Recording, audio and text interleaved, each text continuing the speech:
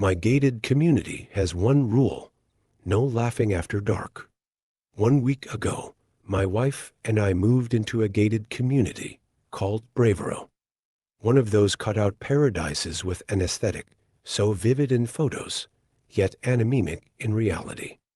After living there for 2 days, we moved to a hotel, and this will be our home for the foreseeable future. We just need to sell the property and find a new one. Anything. Anywhere. Far from Bravero. That's the only requirement. The nefarious nature of that place only became apparent once the street's rule had been broken. No laughing after dark. Honey, I called, chuckling. What? My wife replied from the other room. Get in here and see this, I said.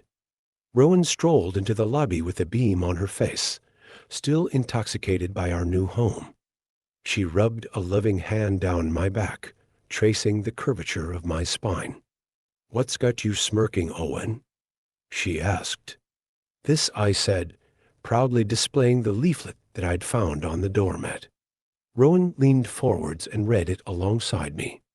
Dear Owen and Rowan, this is Irene from the Bravero Hoa. Welcome to day one of your new life in this safe, vibrant community.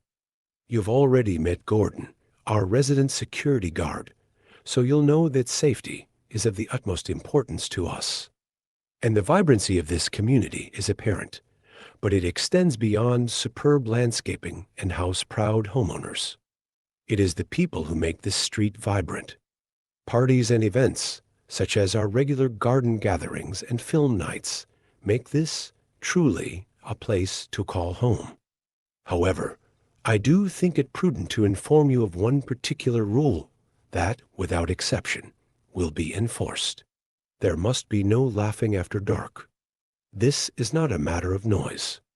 We understand that all residents will want to watch TV, listen to music, or simply talk.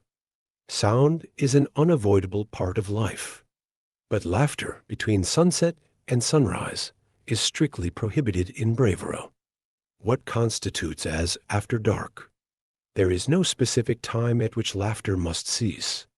After all, the sun sets around 4 o'clock in winter and nearly 10 o'clock at the height of summer. Moreover, there is a window of murkiness between day and night. I understand that this may confuse you. You might be wondering when to keep quiet. If you want my advice, Mr. and Mrs. Neville, I would suggest that you not risk laughing once the day's light starts to fade, once the sun begins to creep close to the horizon. For this is not a rule enforced in a black and white manner. It is not even a rule enforced by the Hoa. Aside from that, there really is nothing to bear in mind.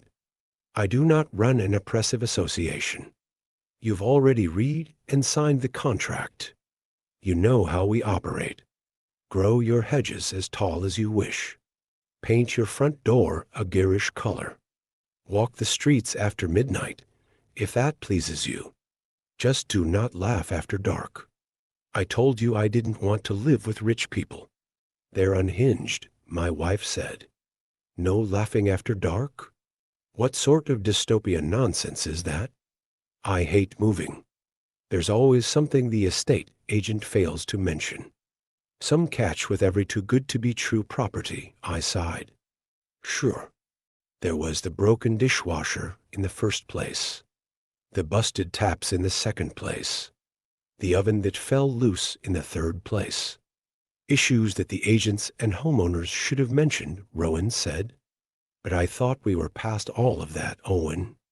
I thought buying a house at such a sickening price meant that we'd be able to forego absurd problems. I know, I nodded.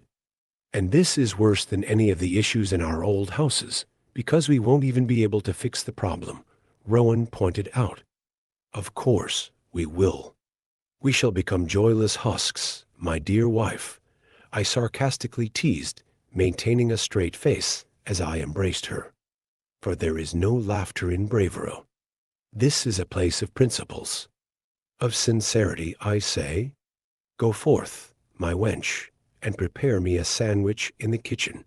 My wife offered a blank face. Actually, I don't know why I was worrying. There's no chance of laughing with you around. I could tell, by the look on her lips, that Rowan wanted to chortle. So did I. But, in spite of our sarcastic responses to the letter, my wife and I were still drawn to the setting sun beyond the window. And I knew we were thinking the same thing. It would be moronic not to follow the rule for the first night, at least. I sensed that Rowan felt just as uneasy as me. Felt as if this were more than Hoa authoritarianism.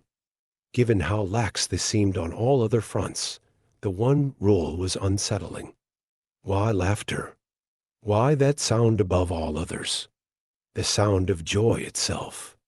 I was too tired to unpack the baffling contents of the letter, so I decided I would discuss it with the head of the Hoa in the morning. I rang as soon as I woke up. Oh, and Neville. So wonderful to receive a call from you. Irene heartily laughed. How was your first night in Bravero?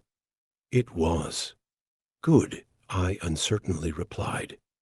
Irene, I'm calling you about the welcome letter. Ah, I see. Did everything make sense? She asked warmly, yet obliviously. I frowned, before realizing the woman obviously hadn't seen my face on the other end of the phone. Well, yes and no. It was relatively straightforward. There wasn't much to digest. But one thing befuddled the two of us. The rule about laughter. Irene did not pause, and her bubbly tone did not falter. Yes. No laughing after dark. I did explain how to interpret that. There is no exact cut-off point. No moment at which day becomes night. Do you understand? I sighed. It's not about that, Irene. It's about the nature of the restriction itself. Does it not seem a little totalitarian to you? I'd understand a rule such as, no noise after 11 in the evening. But a rule about not laughing after dark is so oddly specific, and it doesn't seem warranted. I don't see why laughing would ever be worse than other noises that neighbors could make. I paused, but Irene said nothing, so I continued. Plus, as you mentioned in the letter, the sun sets early in winter. Are you seriously suggesting that, on Christmas Day, to give an example, Rowan and I wouldn't be able to have a joyous time with our family after, say, 3 or 4 in the afternoon? Not at all, Mr. Neville. Be as joyous as you want. Throughout the year. Irene gasped, as if horrified that I would suggest something so preposterous. I'm only saying that you wouldn't be able to laugh after dark. Not until the sun rises once more, I grumbled. I have to say I'm more than frustrated to be learning of this rule after finalizing the contract. Did you not talk to the letting agent about Bravero's Hoa before purchasing the property, Mr. Neville? Irene asked. Yes, I spat. I signed your association's agreement, and there was no mention of this rule. I know that because I read it again this morning. So, this isn't legally enforceable. You're absolutely right, Mr. Neville. It isn't legally enforceable, Irene said. I huffed irritably. Right. So, did I mention anything about a possible breach of our contract? Irene interrupted. Did I mention anything about the consequence of breaking the rule? Did I mention, for example, anything about seizing the property should you not comply? Well, no, I said. But what's the point of making a rule that you wouldn't be able to enforce? As I mentioned in the letter, Mr. Neville, I'm not the one who enforces it, Irene replied before lowering her volume. The Hoa didn't make the rule. We simply inform. I see, I muttered through clenched teeth, tiring of the cheery busybody. So, what would be the consequence of my wife, or I deciding to laugh after dark? For the first time in our entire conversation, Irene fell silent, hesitated for a moment. Longer than a moment, in fact. It was her only sign of humanity throughout the call. The only sign that she was more than a pre-programmed series of chipper, dismissive statements. "This is a spectacular neighborhood, Mr. Neville," Irene solemnly said. "The 50 residents of Bravero lead happy lives, and I hope you and Rowan join them. I truly do. But we have all had to sacrifice something for such peace, such security from the outside world. And that something is laughter, Mr. Neville. Only during those dark hours of the day. That's not an answer, Irene," I said. "What would be the consequence?" "I wish you'd known the few poor souls who found out," Irene replied coldly. "If you had, you wouldn't be asking questions. You'd not dare to laugh ever again." The curt woman, whose jolly demeanor had entirely dissipated, abruptly ended the call, and I was left sitting in my study for the rest of the day, ignoring messages from my boss and co-workers. Not only refusing to work, but refusing to move. That may seem a little extreme, but you'd understand my reaction if you'd overheard that call. If you'd lived on the street of Bravero for a mere 2 days, as my wife and I did. Because we certainly didn't stay after what happened on the second night. I was stirred from my trance, which must have lasted hours, around 9 in the evening. Rowan had finally returned home from another late night at the hospital, and the slam of the front door seemed to finally bolt my frozen body from its paralysis. Still, the sudden return to reality didn't make me feel any better about the call with Irene. I didn't dismiss the rule as the overbearing control of a tyrannical association. No, I believed the old woman. I believed that something awful would happen if we were to laugh. I had no idea what that something might be, but I'm no fool. I wasn't going to wait for an answer. I didn't want an answer. I wanted my wife and I to sell our home.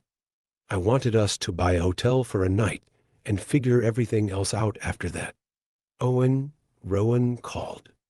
I shakily stumbled out of the office, wondering what had possessed me, wondering why my heart was beating so quickly.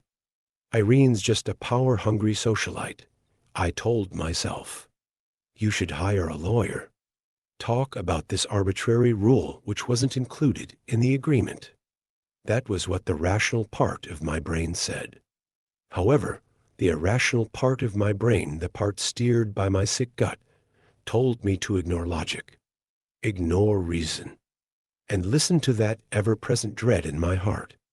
The dread that told me to listen to Irene. The dread that told me to take my wife away from Bravero.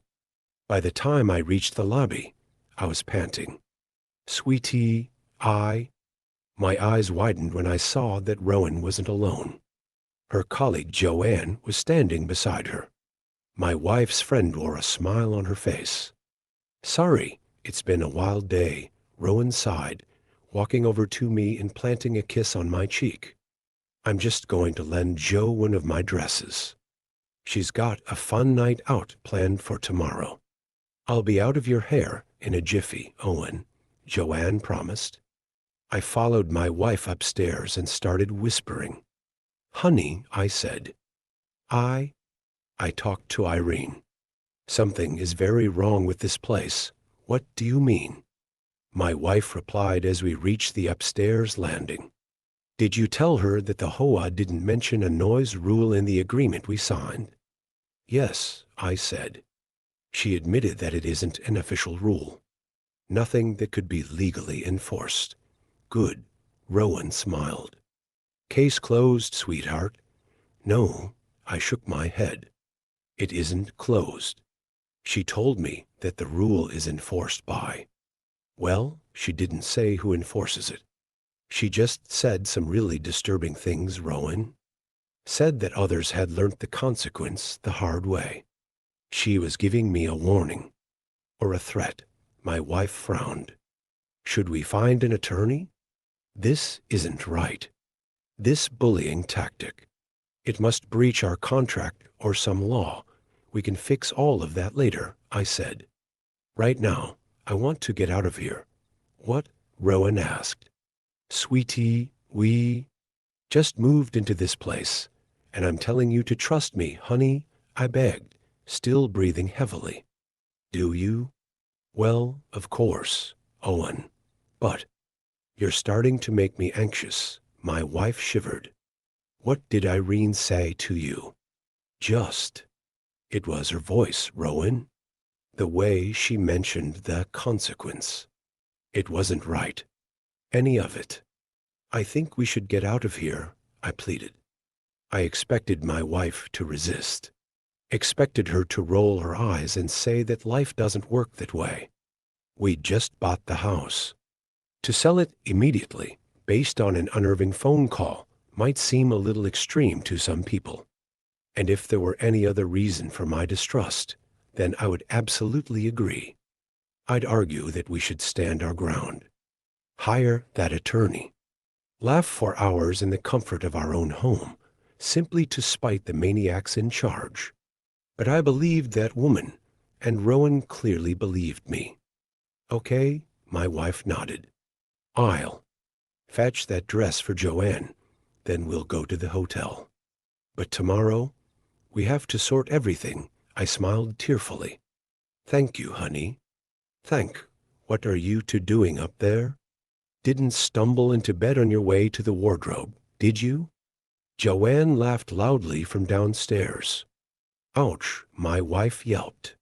My fingers had involuntarily tightened like talons around Rowan's upper arms, but I immediately released her when I regained control. And then my eyes shot to the bedroom window, eyeing the burnt orange sky which painted the horizon. A sliver of sunlight persisted on that humid summer's evening, a glow at the end of a blackened tunnel. I prayed for the first time in my atheistic life.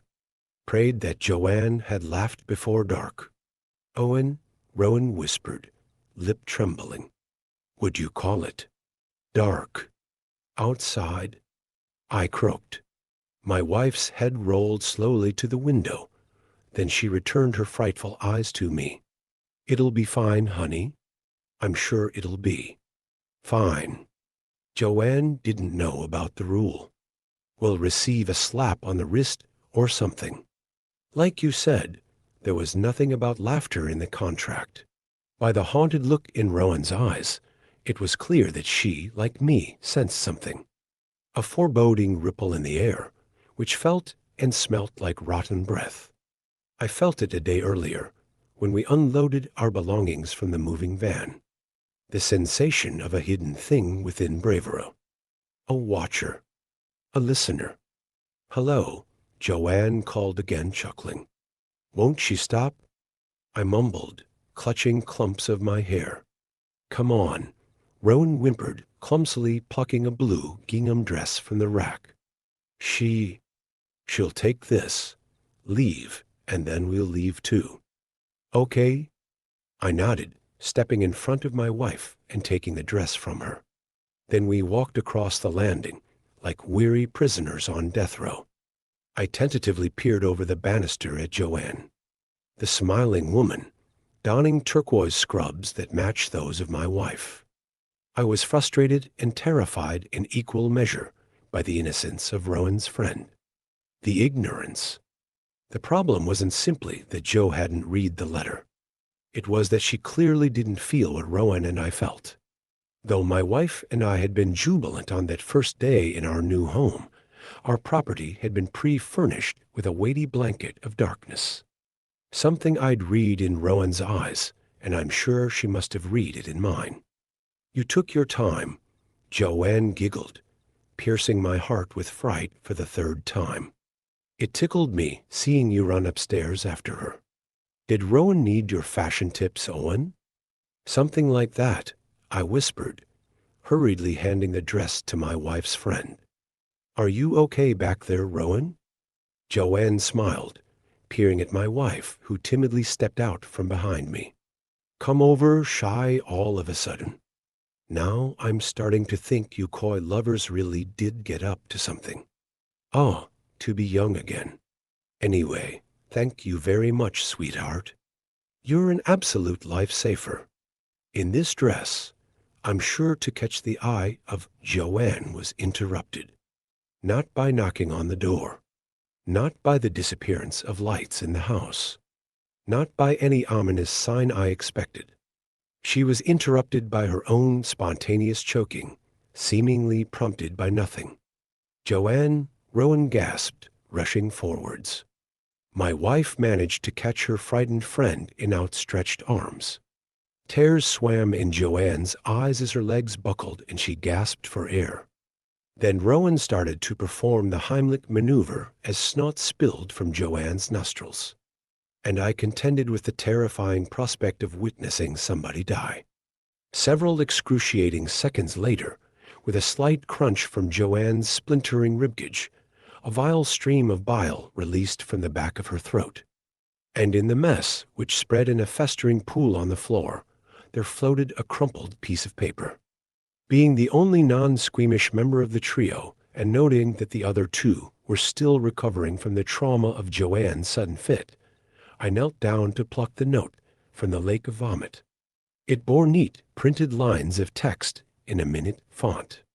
After I scraped a streak of sick away, 2 sentences became legible. "Expulsion notice. Please exit through the basement." I read the note aloud, whilst Joanne continued to splutter, and my wife eyed me disbelievingly. So I read the note again, and again. Joanne looked twice as perplexed as Rowan. I understood their reactions, of course. Understood that none of it seemed rational. We did not have an explanation for the note's mysterious arrival. Joanne hadn't swallowed the slip of paper. It had simply emerged at the top of her throat, corking her trachea. Not in an attempt to end her, clearly, given the note's second sentence. "Please exit through the basement."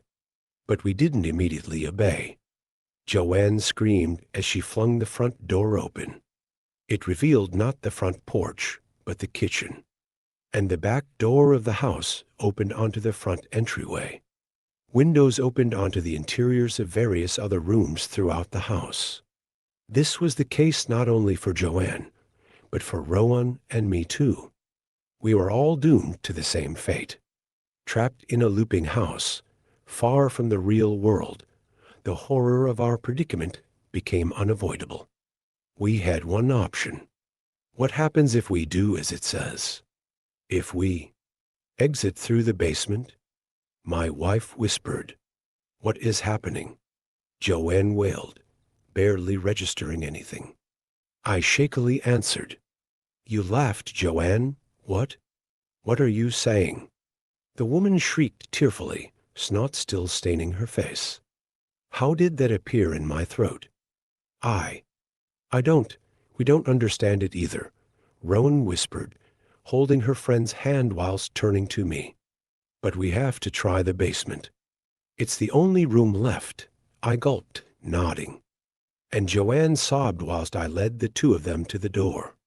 It opened with a slight creak, and I should have breathed a sigh of relief at seeing the basement's darkened staircase, rather than a portal to another room in the house. But there was no wave of euphoria. Only that blackened tide of fear, rolling towards my mind, threatening something worse than an end. By then, I was haunted by the idea that death might be a kinder fate than whatever lay below. I guided us into the darkness, taking fragile steps and spinning my head frequently to ensure that Rowan and Joanne remained behind me. Once we reached the lightless basement floor, the door at the top of the stairs loudly closed. Panicking, I fumbled for the light switch, but it was gone. There seemed to be nothing down there. None of our unpacked boxes. No shelving units. Just an empty, unlit room. A black expanse. What now? Joanne timidly asked. I have no idea, I replied. We should look for the exit, Rowan said. This is the exit, I whispered. That's what the note said. No, Joanne said. My wife agreed. Joe's right. There must be more to it than that. Joanne repeated, interrupting her more forcefully. Joe, are you okay? Rowan asked, shuffling around and grabbing my arm. Is that you?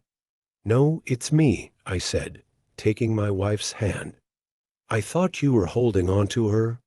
I was, but, Joe, where are you? She queried fearfully.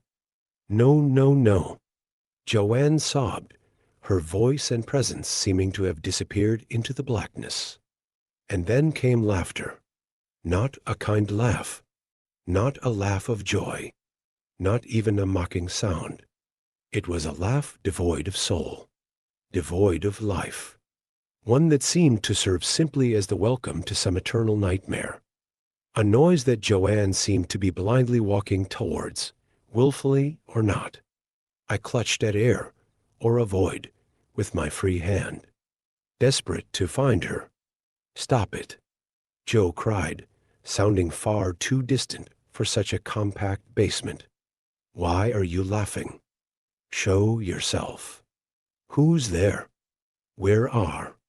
Oh, God. No, what are you? What are you? My wife's friend screamed as she saw something in the dark. Something that Rowan and I did not see. Something I realized was too terrible for living eyes, given that Joanne had perished. I'm not sure how I knew that. I simply understood that she would not return to the land of the living. I understood that she was not simply exiting Bravero. She was exiting reality, and she would not be entering some joyous afterlife. I had no doubt that a hellish, tortuous eternity awaited. Squeaking wood sounded, and I rotated my head. Rowan and I had only walked a few steps from the staircase, but it was inexplicably 100 yards behind us. The open door at the top of the stairs cast light from the lobby. It was the only visible thing in the void which had swallowed Joanne, the void that still threatened to swallow Rowan and me. Come on, I yelled, dragging my wife behind me. As we darted towards the escape, I started to feel something more physical in the absence of the room, a manifestation of the dark tide that had been approaching my mind. At the, Joanne whimpered incoherently from a place both near and far. It's Owen, Rowan cried as we reached the stairs. We have to go, I ordered, pushing my wife onto the first step. Please, Owen, she begged. There must be something, some way to save her. I turned for a moment and immediately felt a searing pain in my brain. That black tide had finally arrived, submerging the joy in my soul, pushing it from reach. The dark brought not suffering, but the promise of suffering. It was a warning from whatever lay in the deepness of that basement, whatever thing, beyond the laws of man, enforced the rule. Rowan and I had obeyed. Joanne had not. It was as awfully simple as that. But my wife and I were being offered safe passage from the terror. We were on the stairs, mere yards away from safety. Still, I considered it for a moment. Considered what Rowan had said. There had to be a way of saving Joanne. In place that defied all spatial laws, I still felt the presence of my wife's friend. Felt her cries burrowing deeply into my ears, as distant as they sounded. The place was a trick. She might have only been yards from us. I believed I could do something, but the watcher read my thoughts, read my intent to plunge into the darkness and rescue the poor woman. That likely would have broken some other unspoken rule, for a hand stretched from the black, and it did not belong to Joanne. It was a skeletal, six-fingered appendage, cloaked in ragged, ripped strips of gray skin. It was not skin at all, of course, just as the hand was not a hand. It was not anything that belonged to anyone. Worst of all, I know it did not even belong to the watcher.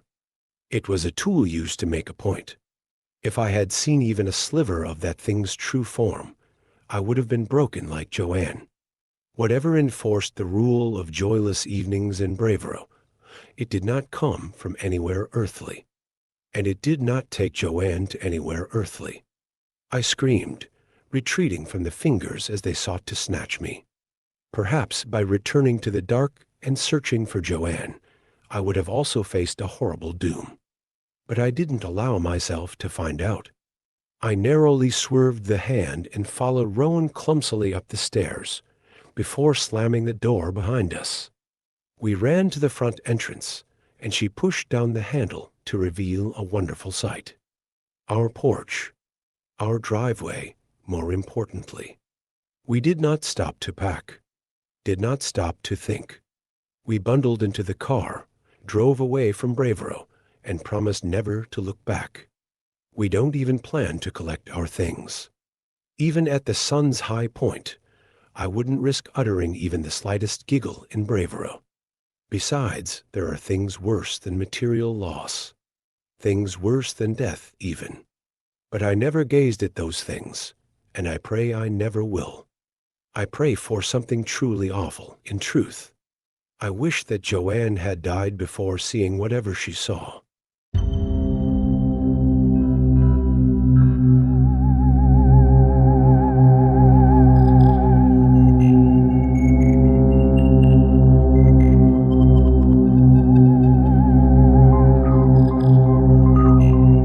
Story 2. My girlfriend worked in the Paris Catacombs. There was nothing special about the cafe. Tiny yellow espresso mugs with smiley faces on them. Delicious French onion soup and worse than mediocre bread to dip. An overhang outside with rusty tables and wobbly chairs. A perfect place to watch passersby suffering through one of the several brief downpours that seemed to afflict Paris at random intervals during every April afternoon. No, nothing special at all about the cafe. Nothing except her. H.L. Nee. Her arms were speckled in tattoos that her face looked entirely too wholesome for. Her eyes green, almost the same circumference as the espresso mug, she sipped slowly from as she sat, cross-legged, on the wobbly chair outside. But she didn't watch the people, and they weren't caught in a downpour. She just sat, immersed in a novel Macuen's latest, and looked beautiful. I don't like to bother beautiful women in public. But this time, I simply had to. I haven't read him in a while, I say, stepping out of the cafe, holding an Americano in a to-go cup. I am American, after all, and though I'd been in Europe for a while, I'd never understood the appeal of paying my hard-inherited money for a mere tablespoon of ultra coffee. Is that one any good? H.L. Nee glanced up skeptically, a bit annoyed, as if she'd already been approached by 5 other men walking out of that very cafe. But she must have liked what she saw, because her gaze softened and she said, "He's brilliant. Would you think me uncultured if I told you I liked Atonement better as a film?" I asked, pulling out the seat across from her. Well, that was all it took. We were off to the races, H.L. Nee and I. We talked about everything from The Cement Garden, his creepy incestuous debut novel, to Nutshell, the wife kills husband drama told from the perspective of the unborn child inside her. And of course, she told me I was wrong, dead wrong, about Atonement. Say what you will about Macuen, but you'll always have something to say. Eventually, casually, I asked her where she worked. You might think it's weird, she said, her accent light and airy. Weirder than Nutshell. I laughed. That's fair, she sighed, then leaned forward. I work down in the catacombs. I guide tours. Keep things clean. Hang out with all my friends down there. She said this last with a fox spooky waggle of her fingers. I raised my eyebrows in feigned surprise. The catacombs. Wow. I wouldn't have guessed that, but in truth, I wouldn't have had to guess, because I already knew. It was the whole reason I approached H.L. Nee that day. Like I said, I simply had to talk to her. I should back up. It might come as a surprise, given my affection for Brit-Lit and my apartment near the Place de la Bastille, but I was born and bred in West Virginia. West Virginia, in fact, the part of the state All the other West Virginians spit it through their remaining teeth. I didn't like much about the place, as you can surely tell, but I did like Abaddon Acres, the family home. Abaddon Acres began humbly, but it didn't end up that way. Generation after generation of my forebears added their own unique flair. Spare rooms, additions, annexes piled on until the place resembled nothing so much as a sprawling spiderweb. And over time, we Abaddons grew rich, very rich. Abaddon men were buried in a massive mausoleum out back. The women were buried out in the woods. It was the mausoleum that all my pals from school found so fascinating, then disturbing, when they came to visit the acres. As for me, I didn't find it either. It was just another part of home. Going inside was strictly forbidden to all except the Abaddon family patriarch, my father. Naturally, I did steal the keys and snoop around in there a few times, eventually deciding that the thrill wasn't worth the risk. It truly was nothing but dusty old tombs. And as childhood waned and the hormone-fueled sun of puberty rose in the east, I found other pursuits more worthy of exploration. And so, through sun and snow, the mausoleum stood proudly, untouched. But then my father died. Cirrhosis of the liver, a disease I, having begun drinking young and hard, was surely on my own path too. My mother was beside herself. Abaddon women are not what you'd call self-sufficient.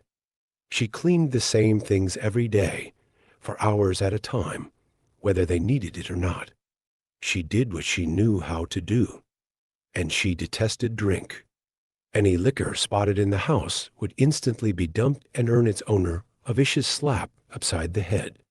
This was a problem, because I found myself needing a drink more than ever those days. I was the new man of the house, after all, the new Abaddon patriarch.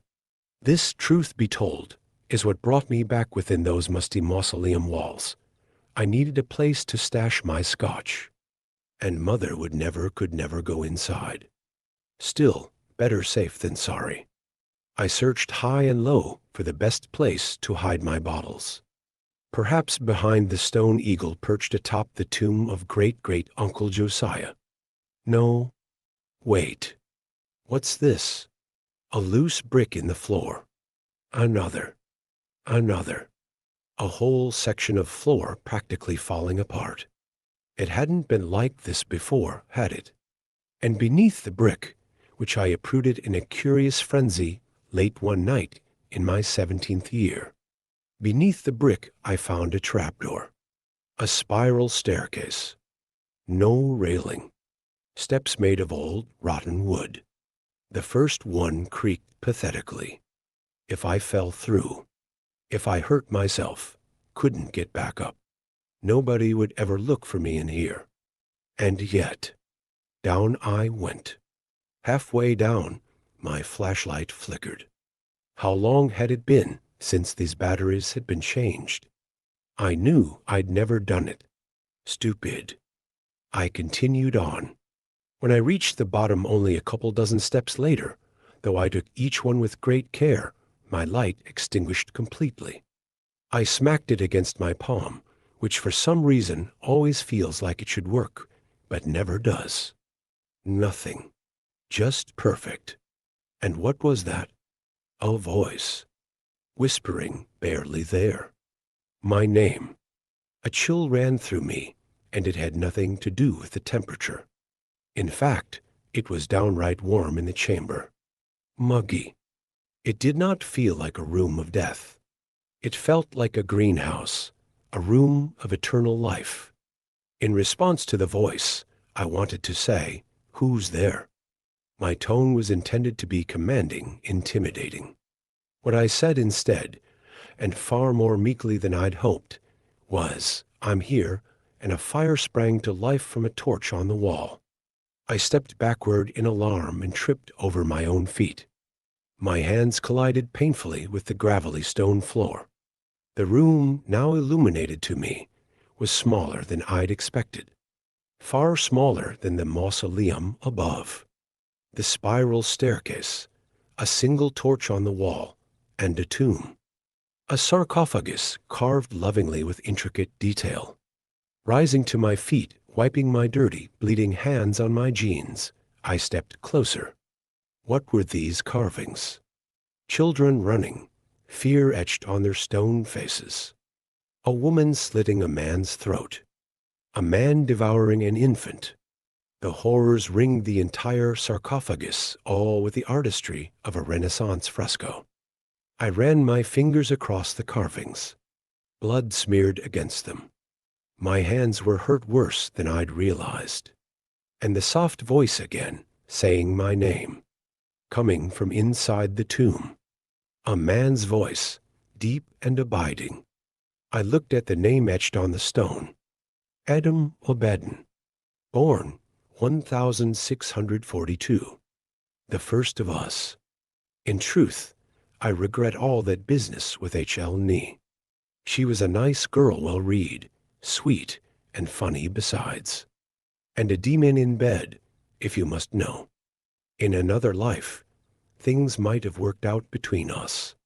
We spent practically all our time together, those weeks after the cafe. I'm normally a guy who needs my space, but I had a job to do. I had to move quickly.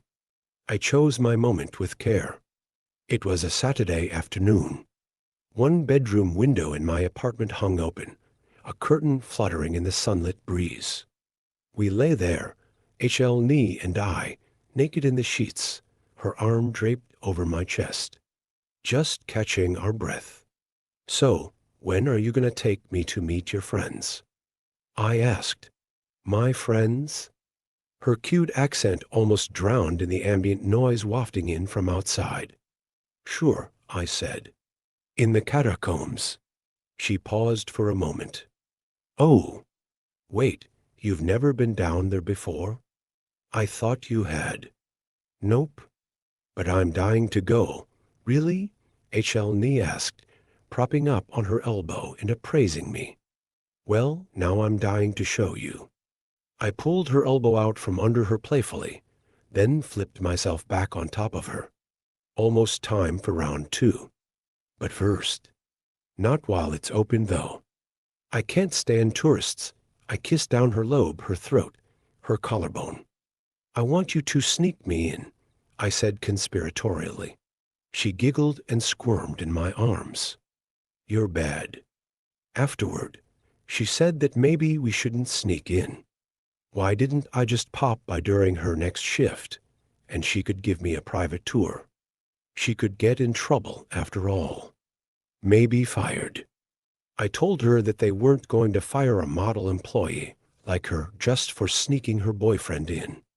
And that if they did, I'd just have to steal her away to my family home in West Virginia, where I'd take care of her every need, and she could take care of the 13 sturdy children she'd bear me. She was mostly interested in my use of the word boyfriend. Apparently, that's when it became official. I discovered this by her squeal of excitement. I thought it had already been official. Culture barrier, maybe. Anyway, her objections died there. 3 nights later, past midnight, she and I stole away from the Montparnasse Pavilion and across an empty street. There she used her key card to gain our entrance. We passed the booth where they gave out headphones for audio tours, past the security gates. Do you want to check my pockets? I asked her as we walked underneath the detectors. You can reach in as deep as you like. Don't be gross, she said, but with a laugh. She was enjoying herself. I got the feeling she had never been the adventurous sort, and she seemed to be getting a genuine thrill from sneaking me around. I'm glad she was happy in those final moments. Before long, we reached a staircase. Spiral concrete steps, railings painted white, leading down into the abyss. I peered into the darkness. Lead the way, I said, fingers tracing the vial in my pocket. In his writings, Adam Abaddon imagined hell as black, no lakes of fire, rivers of sulfur, no devil distributing torments to the masses. Just oblivion. non-existence, nothingness.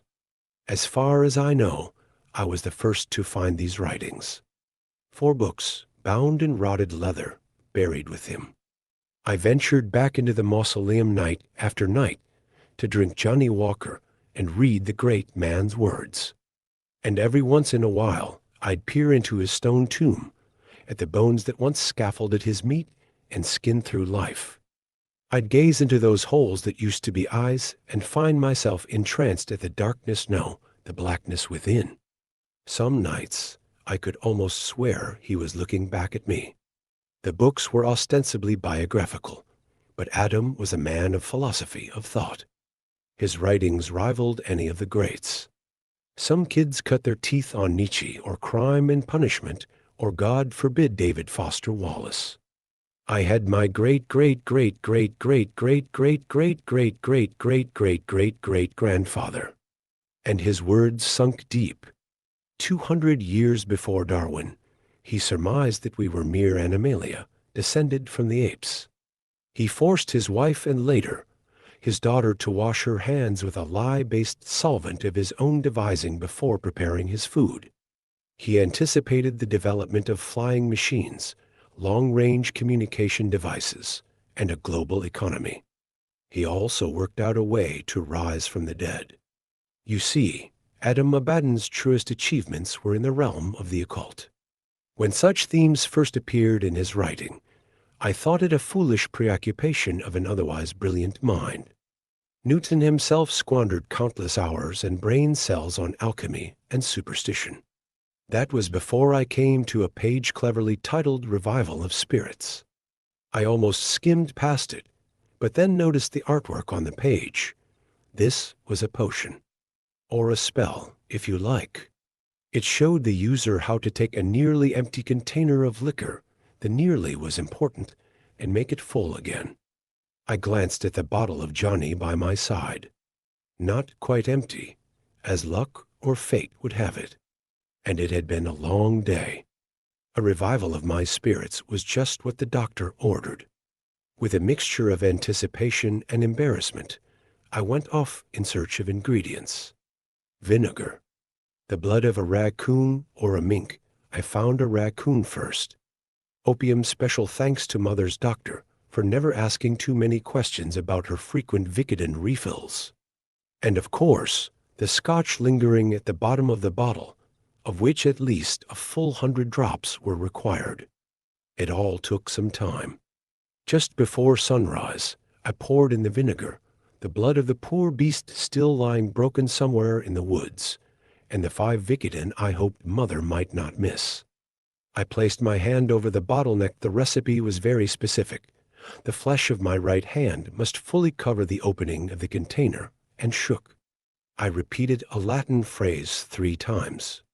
It was then that I very nearly dropped the bottle, for it had become much heavier in my hands. In shock, I peered inside. The bottle was full. I sniffed inside. Smelled like Johnny to me. Tentatively, who knows where that raccoon had been. I took a swig. Yep, Johnny Walker, black through and through. Good Lord. No, I thought. Good Adam. I've never paid for another drop.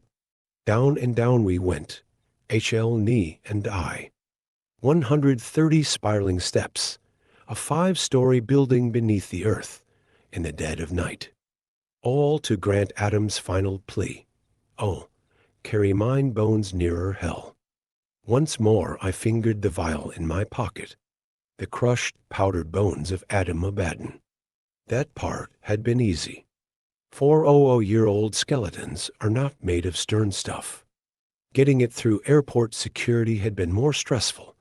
I was fully prepared to say the vial was full of drugs. Happily, they didn't catch it, though they did spend a great deal of time frisking an elderly Mexican woman while I sailed through unmolested. When we reached the bottom, H.L. Nee led us through a pitch-black stone tunnel with the flashlight on her phone. I crouched as I walked. The ceiling was very near my head. I could reach out my arms and touch both sides at once.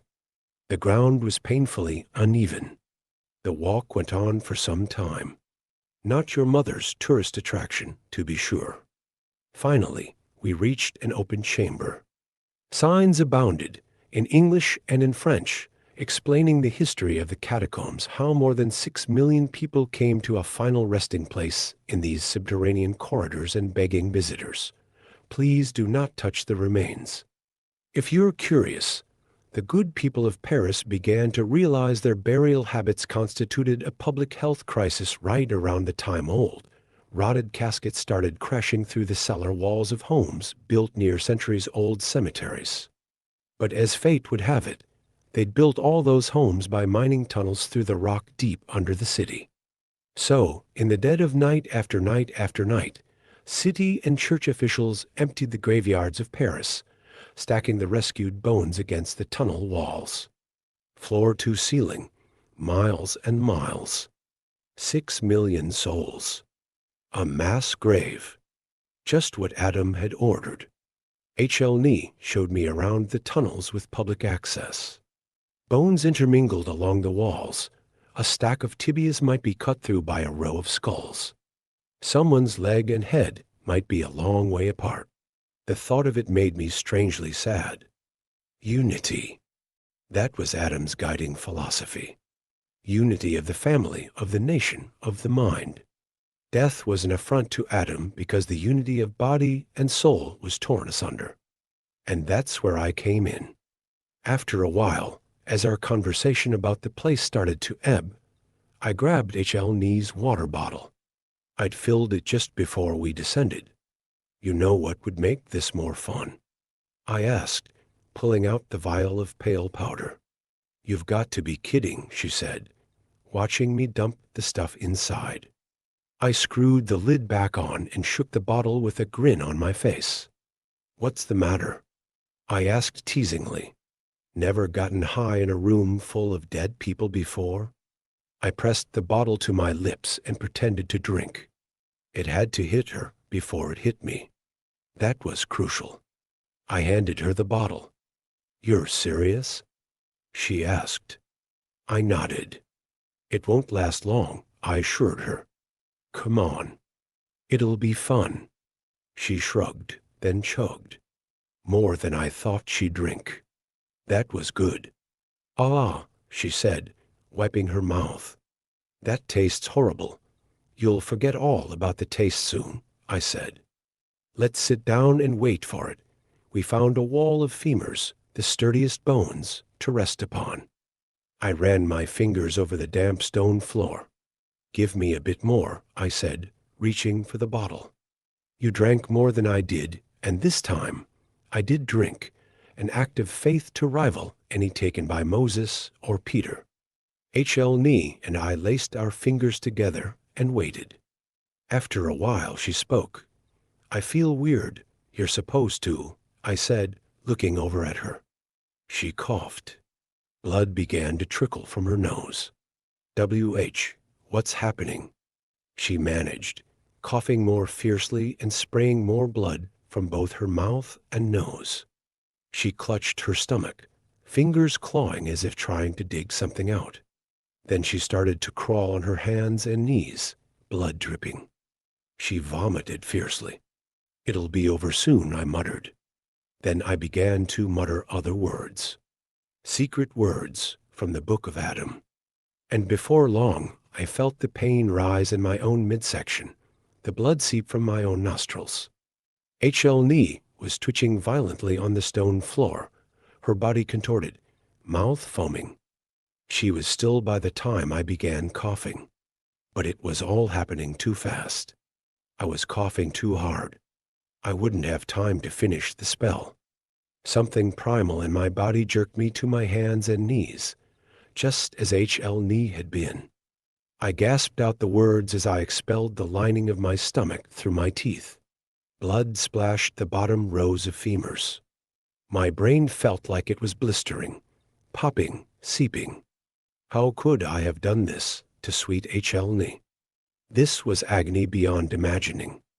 And then it stopped. I don't know if Adam had somehow taken that cup from me, or if the pain receptors in my brain had simply given out. All I know is that I had just enough strength to say the final words before I died. All noise and movement ceased, and the tunnels were peaceful once more. Our bodies lay in crumpled heaps beside one another. The authorities would examine our stomachs, our vomit, and they would find a mixture of cyanide and ancient bones. A lover's pact, surely. It would be hushed up, cleaned up, reopened quickly and efficiently. The public could not be told how the sacredness of this place had been violated.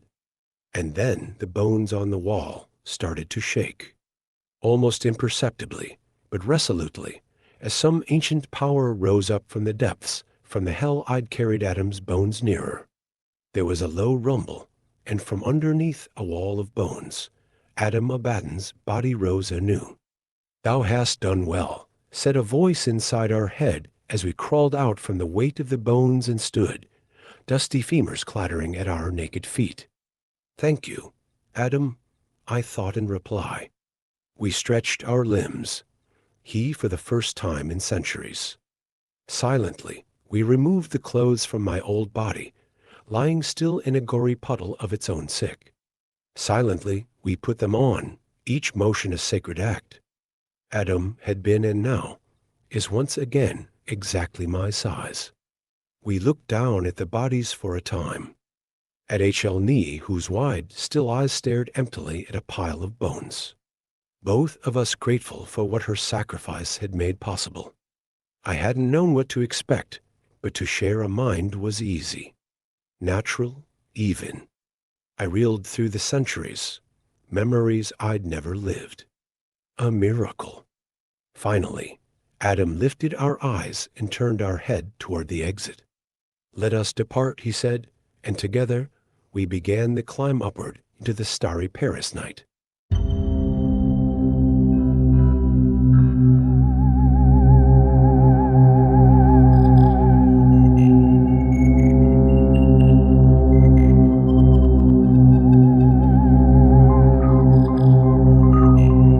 Story 3. I work the air department night shift, and this is some of the weird shit I've seen. As the title states, I'm a nurse who works the night shift in ER. During my time here, I've seen some pretty horrendous stuff. I've been at this job only a year now, and honestly, I'm surprised I've lasted this long. I suppose the majority of the time it's rather rewarding, saving people, especially kids. But some of the things I'm about to tell you, and despite how unrealistic it is enough to outweigh that fulfilling feeling enough to make anyone quit for good. I'm used to it now, plus, I've only encountered milder stuff compared to my colleagues, but a certain recent event has made me question where I stand. So R or Nazleep, I ask you to help me understand what the hell is going on here. One of the first things I experienced on the job was more bizarre than scary.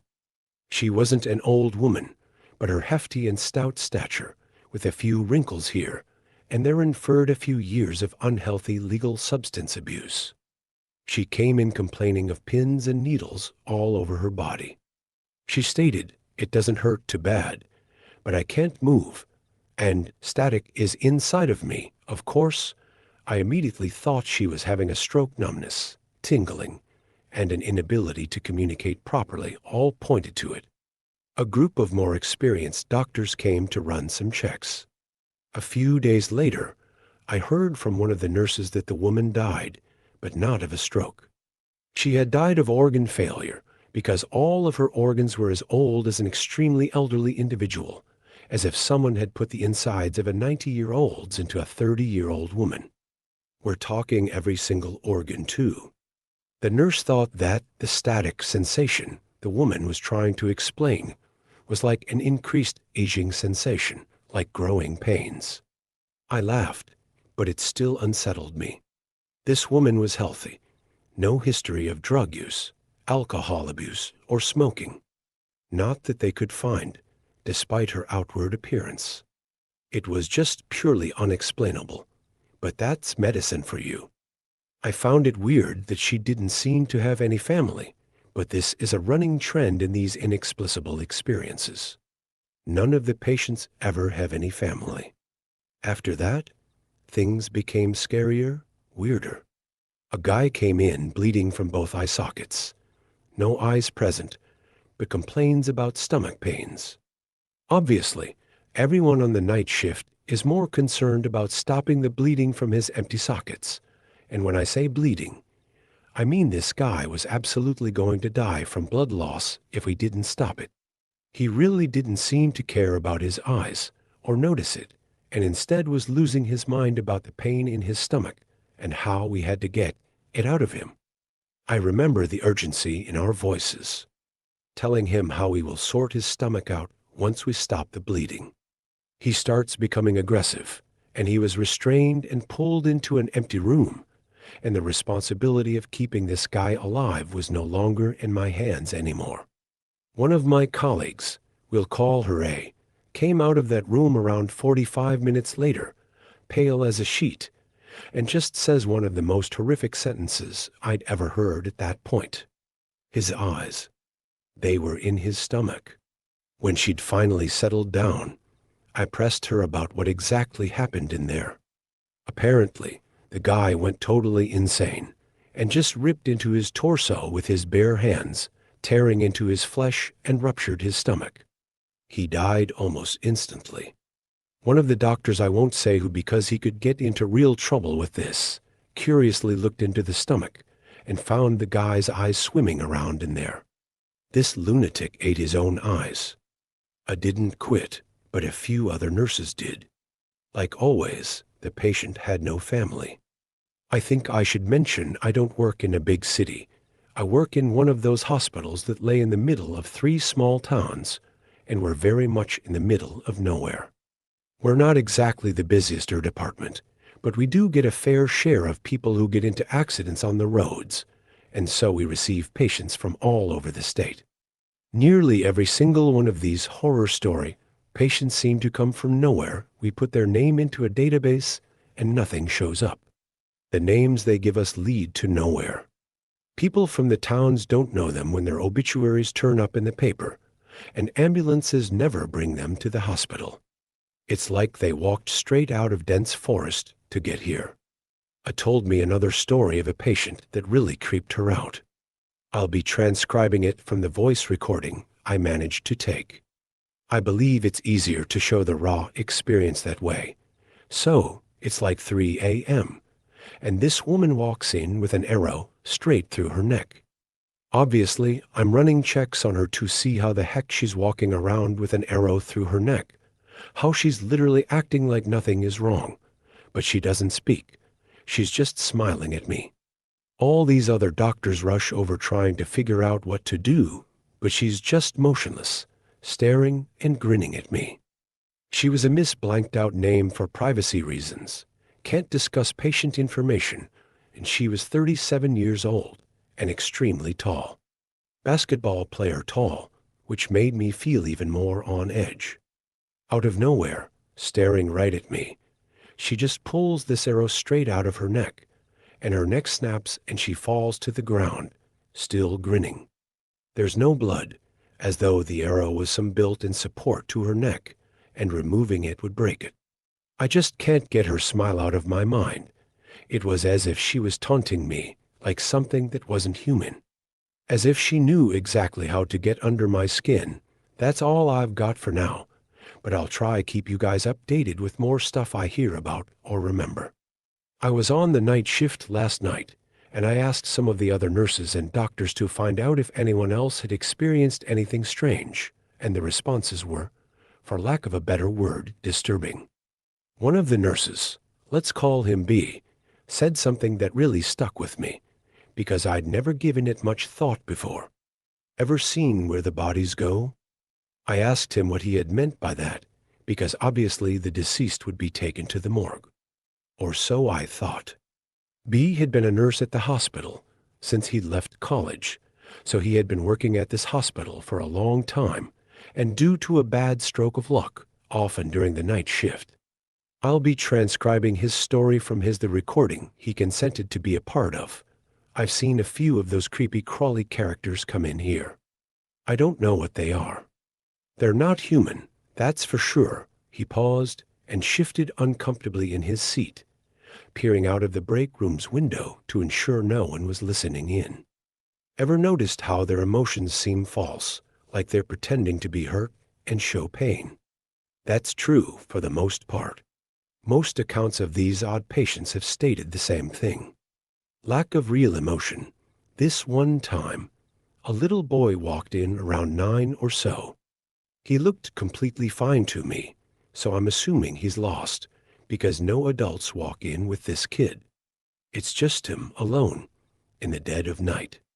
I'm asking him all these questions, if something hurts, where's your mommy and daddy, etc. This kid just stares up at me with these dead eyes. B coughs, clearly trying to regain composure. He opens his mouth, and this huge river of water just falls out of his mouth, and it just keeps on coming out until the whole floor is covered, and keeps going and going. All the while he's just emptily staring at me like a dead fish. When the water stops, he just collapses and dies. This kid had enough water in him to have drowned 2 horses, I swear. Yet he came into the hospital and was walking around completely fine. Just looked kinda damp, so we clean him up, and I'm about to take him in the staff elevator to the morgue. But this senior doctor stops me and tells me that we send those kind down by themselves. He said that we don't let nurses or doctors be alone with the strange dead patients that come in on the night shift. Those that have no name, or if they do, can't be found to have any trace.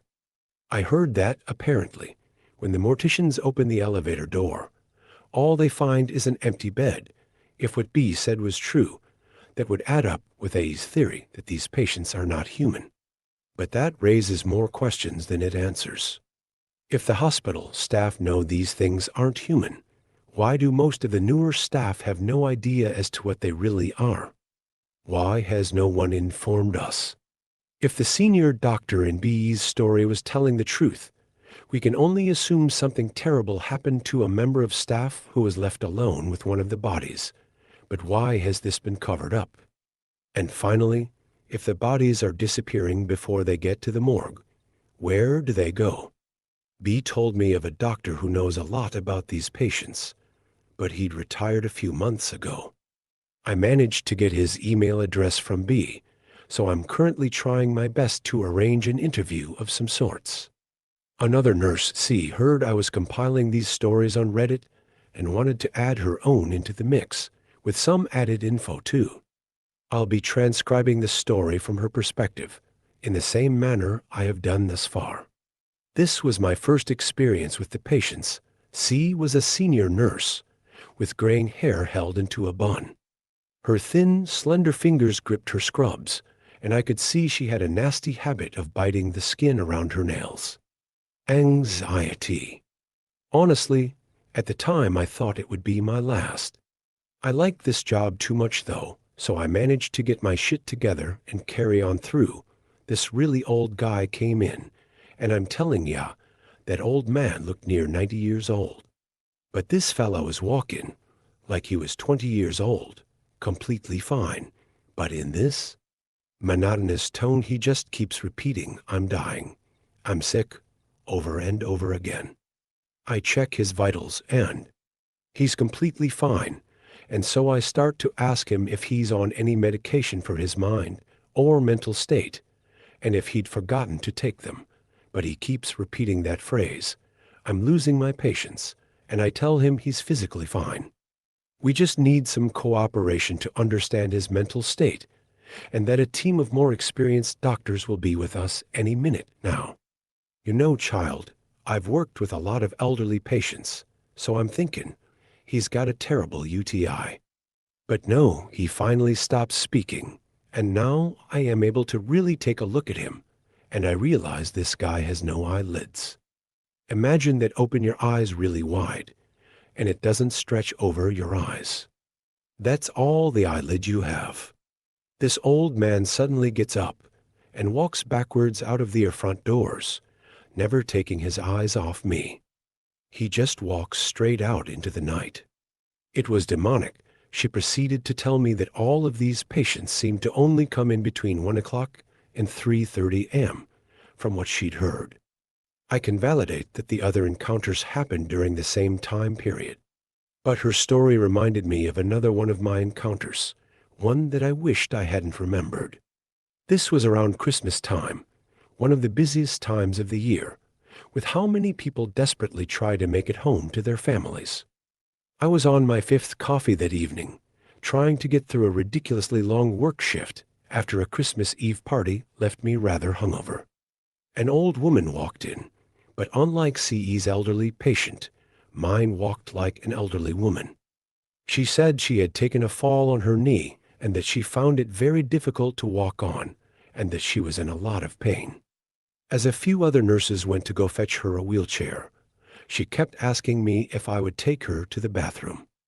Usually, I would have taken an elderly woman to the bathroom, but when this old lady smiled sweetly at me, I felt all the hairs on my neck stand up, and I felt really, really scared. I didn't want to be alone with this lady, so I just told her the other nurses will take her once she's in her wheelchair, so she won't have to walk. I kept avoiding her gaze, and as I'd told her that I personally wouldn't be taking her to the bathroom, I felt an urge to finally look at her. For a split second, I could have sworn her old wrinkled face twisted into the most horrific look of anger. You know those really horrible pictures in SpongeBob when the characters freeze into hyper-realistic, disgusting expressions? Well, it was like that. I just have this plastered image in my mind of her wide, bloodshot eyes and wrinkled old mouth, pulled into an unrealistically wide frown, with this disturbingly powerful look of hatred and anger. Yet, as soon as I had registered it, the sweet, little old lady face was back. I was really relieved when the other nursing staff came to look after her, because something just wasn't right about that little old lady. I think back, then I blamed it on the coffee, but now I'm not so sure. I was one of the nurses helping that lady, and she'd happened to be on last night's shift, so I asked her what happened. Apparently, the lady was taken to the bathroom by and another nurse who waited outside, but after she didn't answer to and the other nurse asking if she was okay, they opened the bathroom door and found it empty. I guess her sole purpose that night was to get me alone with her, and I'm glad she never got the chance. Firstly, though, I should mention how one of the senior doctors cornered me during my break a few weeks ago to tell me not to get involved with what's going on. I don't know how he knows, so it seems I'm going to have to be more wary about my updates. Clearly, he knows something, and so my thoughts that there is something seriously twisted and corrupt going on here are feeling more than validated. I'll address a comment posted on my previous update. Your tutorman wondered if any nearby hospitals were experiencing the same phenomenon, so my coworker C contacted one of her friends who worked at a hospital a few towns over to ask if they had experienced anything odd concerning patients who are admitted between the hours of 1 o'clock and 3:30 a.m. They knew exactly what we were talking about, and they knew a few other hospitals in the state experiencing similar things. So, we can assume it's at least a zonal thing, if not statewide. CE's friend also gave us some stories from their hospital that are really, really weird. I'll be telling the story as we heard it from their perspective. So my first time encountering these things was last year, around Independence Day, when we had this little girl come in. She must have been around 8 or 9 years old. Anyway, she is the cutest thing you've ever seen, like weirdly, ridiculously cute. Like, picture your typical big brown eyes, long eyelashes, rosy cheeks. You catch my drift. Almost too cute. I find it weird that she's on her own at 2 a.m. in the morning, so I ask her if she's lost, if she needs her mommy, etc. Etc. She's just smiling up at me sweetly, not saying a word. I turn my back to grab a piece of paper for her to write on in case she didn't speak English or something, and as I do, I hear this sickening crunch sound, followed by this horrible squelching noise. It sounded like a wild animal chewing on a carcass. I turn right around, and this girl has this huge, stretched out smile revealing massive sharp teeth that just should not be able to fit into her mouth. Her open mouth stank of decaying meat, and her brown eyes were red. Still brown, but redder, darker. She then growled deeply and got onto all fours like some kind of rabid dog and ran out of the entrance. It was pretty horrific at the time, but now looking back, it's just plain weird. I blamed it on my eyes playing tricks on me until I'd heard what had happened to other nurses and doctors on the ward. I called CPS, but I never got a name, so I could only describe a wild child to them that might be in danger or a runaway. CE's friend paused for a long time before she finally said this. You know there's nothing we can do to stop them. I pressed her on what she meant by this.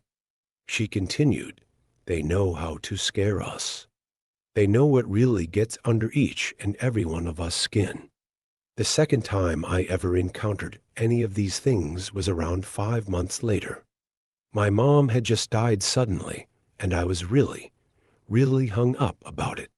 I'm a Christian, so I found most of my solace in believing she was happy in heaven, peacefully watching down at me. CE's friend began to cry softly on the phone. C and I told her she needn't continue if it had made her too uncomfortable to share, but she relented and continued. It's around 1:45 a.m., and this really beautiful woman stumbles in. She was a complete mess, her legs all twisted and one of her shoulders was definitely dislocated. I rushed to her aid and start asking her what had happened and proceeded to try and put her broken bones back in place before it cut off her blood supply. The woman looks at me, and she looks just like my mom when she was younger. The same curved up nose, dark hair, almost as if she could have been my mom's cousin or something. She suddenly screams out, "This is my hell," C's friend's name, and collapses. I just start sobbing, because whatever this thing was had told me the one thing that had kept me up in spirits after my mom's death was completely false, and that my poor mother was reliving her painful death over and over again. She had died in a car accident, all her limbs broken on impact. I don't think my mom really is suffering in hell. She was a good Christian woman who lived a good life. What I do think is that whatever that thing was, it somehow knew exactly how to destroy me. It knew exactly how to fill me with dread. Something that can know your deepest fears like that, make you vulnerable like that, is not something we can get rid of. So now we know that somehow these things know our fears, what makes us uncomfortable, or how to get under our skin. I'm just writing down my thoughts, but I wonder if, say, CE's friend is right, that those things do know it disturbs us. If that means they know more about us than we do them. If they've been watching us without us realizing. I finally got in contact with that retired doctor, the one B had told me about. We met up in a coffee shop to discuss the issues in private. I will be calling him Dr. D from now on for privacy purposes. I asked Dr. D firstly if he had had any experiences with the patients. This is what he had to say. When I first started out that job, everything was fine. We'd never had any issues with those things before the early 2000s, around 2002, I think. I was around 45 back then, so I had seen a lot of pretty gruesome things already. Just the typical awful road accidents you'd probably know something about. He pours a Jack Daniels miniature into his coffee. There was this one time. This really shocked me. Around 2003, spring. Not a massively busy time of the year. And that's the best way I can put it. Shock. A young woman came in at 3 a.m. She seemed fine, possibly a bit moody at worst, but fine. I ask her what's wrong, and she claims her head is spinning. I ask her what she meant by that, and she repeats the phrase again, "My head's spinning, doctor." I reach to get her to put a thermometer in her mouth, and her face flashes to one of pure joy. This sickening grin is plastered over her face, and her neck starts twisting 360 degrees around like she's some sort of owl. and she drops dead. I'm alone in this checkup room with her, and I get this overwhelming sense of dread about the body, like I just don't want to touch it, go near it. I know as a doctor I should have checked for a pulse, but that woman's twisted neck and grinning face were just so wrong. I stood frozen until that primal sense of fear got too overwhelming, and I bolted out of the room, slamming the door shut behind me.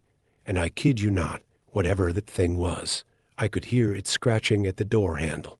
I got some other doctors, told them what had happened. They didn't believe me and berated me for leaving a patient and not paging someone. But when we opened the door, she wasn't there. It was around 4 at this point, and in looking for this woman, we heard the front doors open and close, meaning whatever it was returning home. After that, the phenomenon grew. Doctors and nurses on the night shift were coming out with these crazy stories of inhuman patients. Things who terrified the staff unfortunate enough to work the hours of 1 o'clock a.m. to 3:30 a.m. And then the attack happened. You might be wondering why we don't leave anyone alone with these things, even on the way down to the morgue.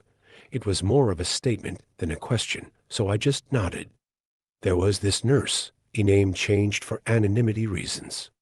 Super sweet girl, cared a lot about the patients.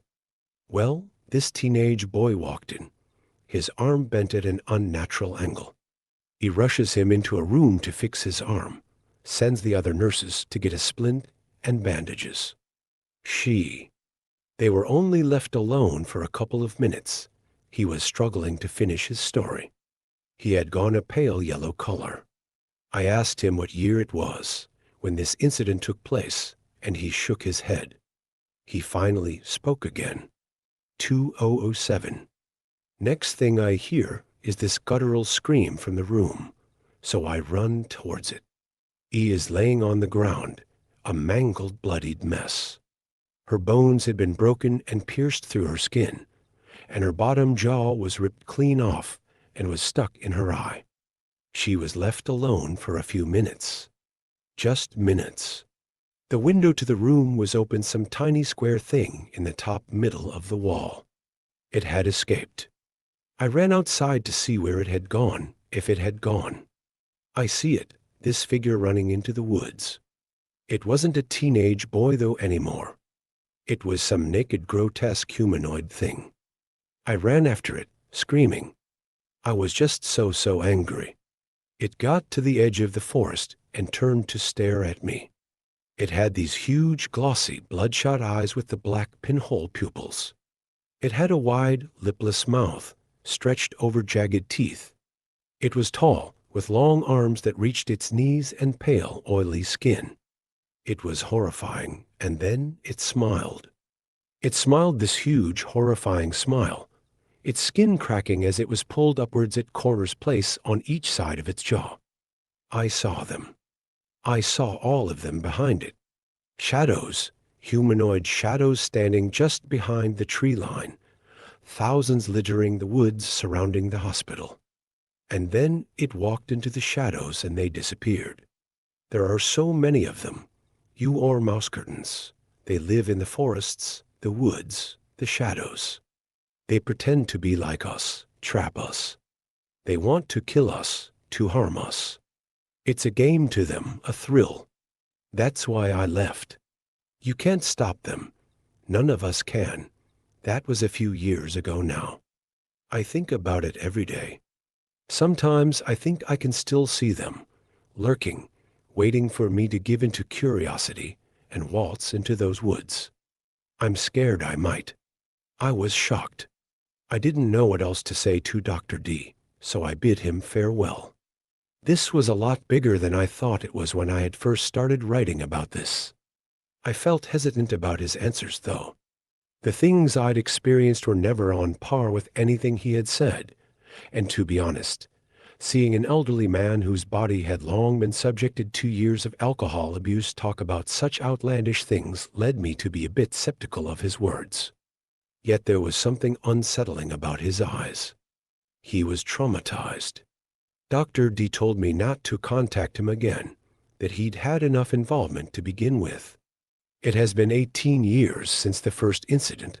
I can find out about 13 years since the only death, if we can take the doctor's word as fact. I'm not big on conspiracy theories, so I don't want to get in over my head and assume there's some big cover-up. But with everything I've collected so far, I can't help but think there's something seedy happening. Of course, there's always the possibility that people exaggerate their experiences. Hyperbole for the sake of storytelling. But I trust my coworkers. I don't think there's smoke without fire, as so to speak. Hi, Reddit. It's been 4 years. There's a lot of explaining I need to do. I'm sure you're all wondering where I've been, what's been happening, etc. I apologize for not updating you all, but I simply couldn't. I was actually ready to leave my job. Something unnerving happened. I'll explain it further in a moment, but let's just say it had made me feel so unsettled that I'd finally decided to stop playing detective and go find a job as a barista instead. The same job I juggled in college. I was going to leave and have a fresh start and forget I'd ever written about this stuff to begin with. Completely erase it from my memory, act like it never happened. But I couldn't.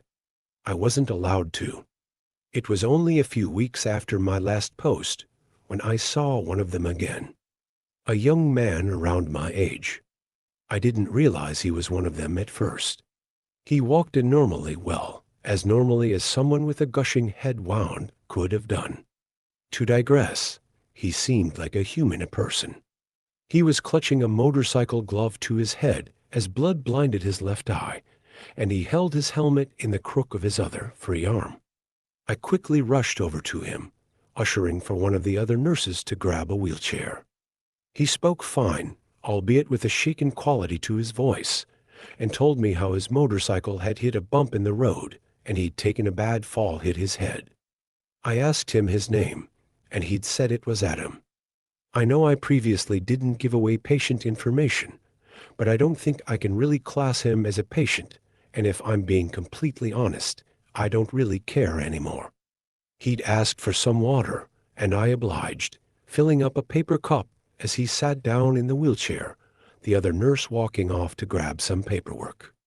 I handed him his cup, and as I reached into my pocket to grab my pager, he grabbed my chest. I'm a man, so there wasn't even much to grab, but somehow he'd sunk his nails into my left pec just enough to pull me forward. I opened my mouth to yell out in pain, but he shoved his glove into my mouth and forced me to look into his eyes. They were no longer blue, but a deep void black, pupils dilated to an uncanny degree.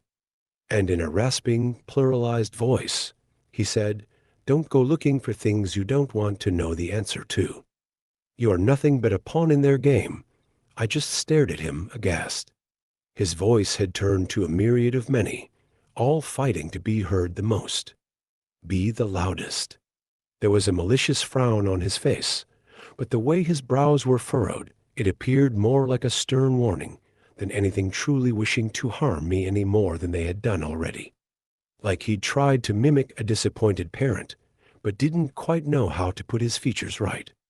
Rage and concern, and confusion and disdain, merging into one uncanny flurry of emotions, and so I continued to stare until the gravity of the situation took hold. I yelled out for help. Luckily, it was an extremely slow night, so he, the other nurse, and I were the only ones in the lobby. He pulled his nails out from my chest and stood up, looming over me. He was suddenly a lot taller than I had registered as he walked in prior, and he walked out towards the sliding front doors.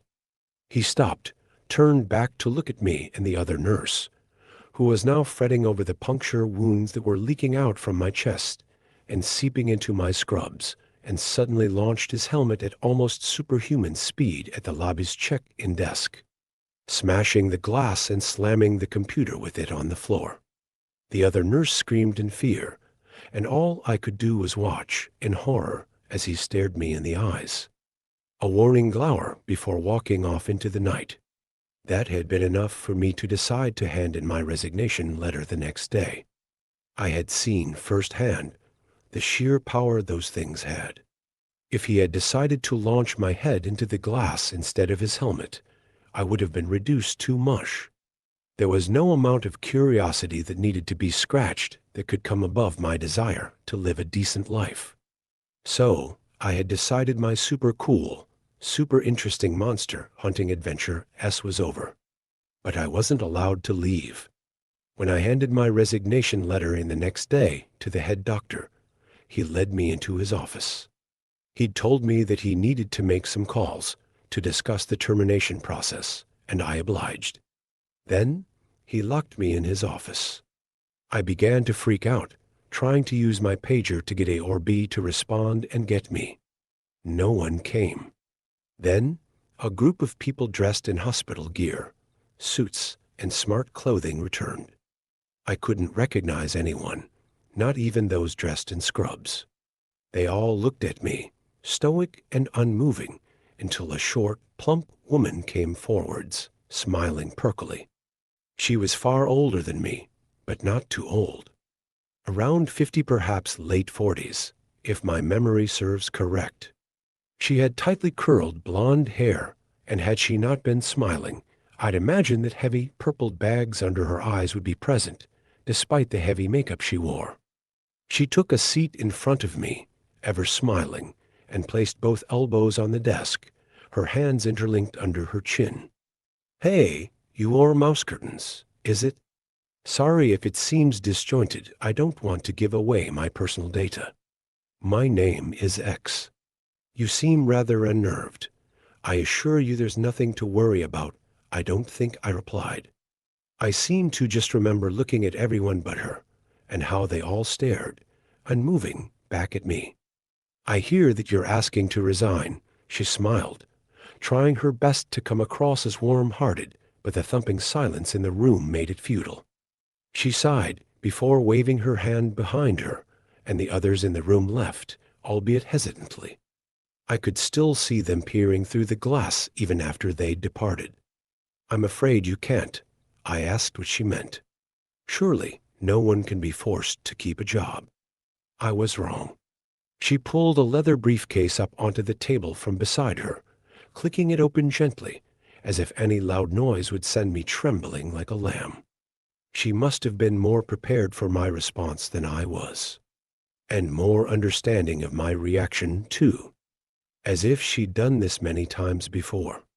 She gingerly pulled out a brown file and handed it to me, saying absolutely nothing. I'd opened it and immediately shut it again. It was a forged mental health assessment with a referral letter to a psychiatric institution. I looked on in horror back at her, my mouth agape, in absolute disbelief at what I was seeing. She continued to smile, a forced sympathy plastered on her face. I began to question why, and then fought to promise how I'd keep my mouth quiet, be silent forever. She shook her head. "If you were in our position, you'd do the same. It's imperative that we keep everything that's been happening here under wraps." She dropped her fox sympathies for a more direct approach, looking me sternly in the eyes. "We've been made aware of some posts online." I felt my hands sweat, but I'd always been good at lying. Growing up with strict parents helped with that. Don't overreact, that gives it away. Don't try to act too nonchalant. So instead, I just continued to be as bewildered by the situation as before, which wasn't entirely difficult, after being threatened with what basically was psychiatric imprisonment. She seemed to make the assumption that I was not the one posting online, as that smile glossed her lips once more. "The hospital will implement more procedures to make sure you feel safe here. But we cannot allow you to leave work. We cannot discuss anything more with you on the matter, but we truly hope you give us your full cooperation. Are we in agreement on the matter?" she asked, a plump finger idly tapping on the file before me. A subtle reminder of what would happen if I withdrew compliance. So I complied. That's why I haven't updated in so long. I didn't want to stay there. To keep having to experience what those things were, especially after I'd seen the sheer power they were capable of. But nonetheless, I couldn't help but write some of my experiences and my coworkers in my diary, which I kept tucked under my mattress in my room. I think I should mention that I wasn't the only one who faced a similar ordeal with X and those people. I'd whispered to her over coffee if she'd been visited by family. She seemed to gauge what I had meant and nodded slowly. She'd lost sleep over it too. B was the same and had grown ever more gaunt each day that passed. C had left the hospital. Apparently her mother had grown ill and needed care. I doubt the validity of that very much, because I haven't been in contact with her since. Her number was out of service from the moment I'd heard the news. I suppose morbid curiosity must be clawing at you all by now, so I'll satisfy you. During the COVID pandemic, things were pretty slow. Concerning the emergency room during the day and most evenings were filled with those who desperately needed ventilators, and so we didn't face anything but the horrors of real-life illness and the fear of catching the disease ourselves. Stress and anxiety were at the forefront of our mind, and exhaustion racked our bodies. But the most harrowing part of the whole pandemic was that whenever they came in, we couldn't even be bothered to react. They'd only come in when the air was empty, and we were waiting for new COVID patients to attend to. To see them trying their hardest to disturb us was almost comical, after seeing so many of our staff and patients be lost to the virus. We were all so desperately tired of seeing people die from COVID that, if one of them came in, jerking their body parts around and feigning pain from unnatural accidents, we simply watched them, waiting for them to leave. Sometimes they'd make a big spiel, screaming and smashing things in an inhumane manner. Sometimes they'd just walk out and leave. And as the pandemic persisted, their appearances diminished more and more. Nothing at that time could have disturbed me more than seeing our beloved janitor, G, succumb to the illness, unable to be surrounded by any family or friends, as B had to speak Spanish on FaceTime to explain to his family that we were taking him off life support, and to say their prayers and goodbyes. It was the hardest time I'd ever experienced as a nurse. But the strangest thing was, I was almost thankful to those monsters for at least allowing us to grieve in peace. Once the lockdown was lifted and things began to gain normalcy again, they came back. I hadn't been there for the first sighting, around October 2021.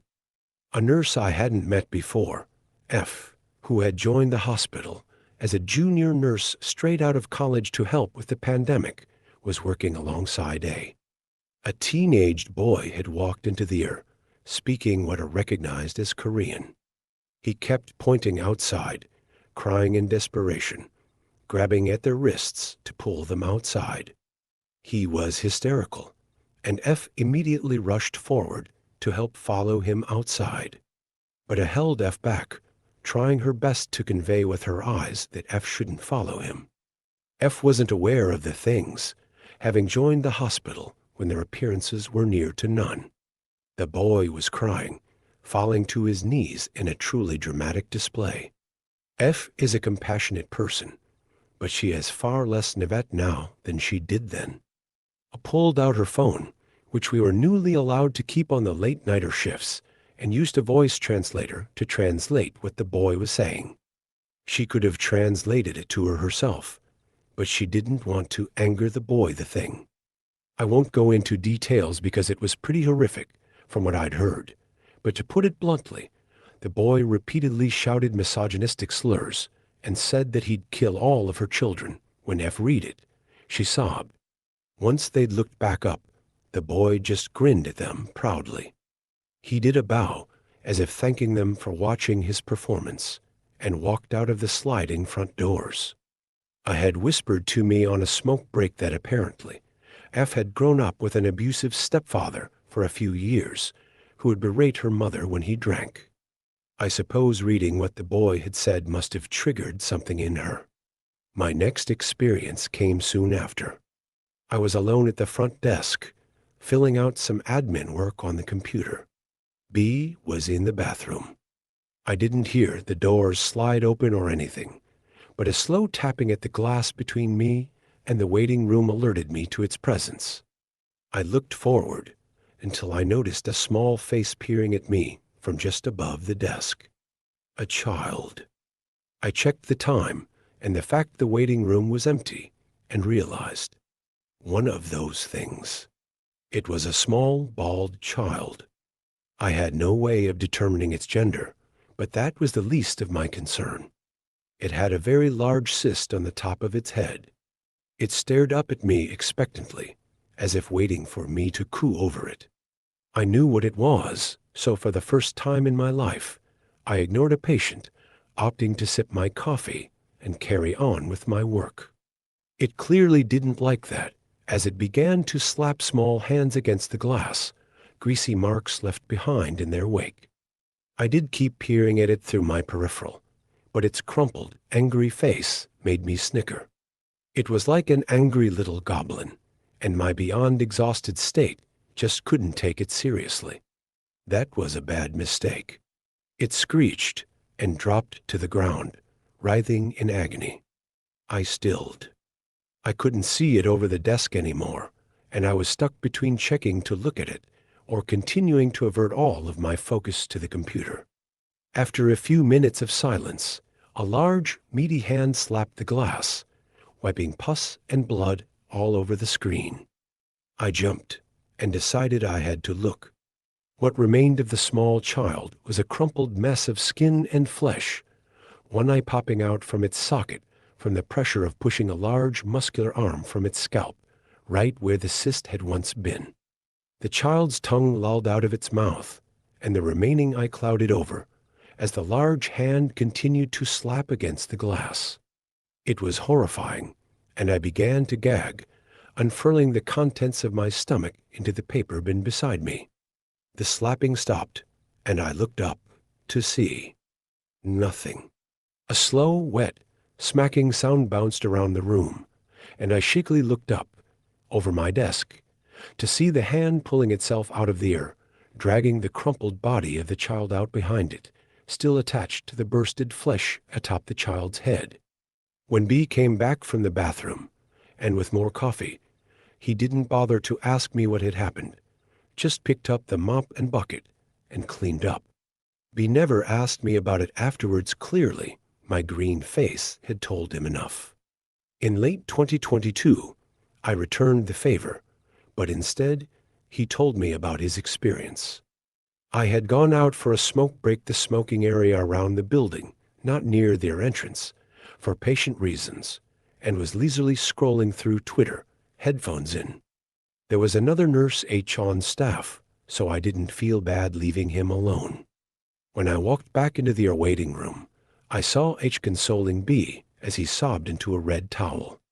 I purchased an audio recording device off of Amazon, as I was too scared to use my phone anymore to record conversations. I've transcribed what he told me. It's not fair. Why do they do this to us, huh? He sobs. Tamika was my friend. Why do they have to remind me of her? I asked him what he meant.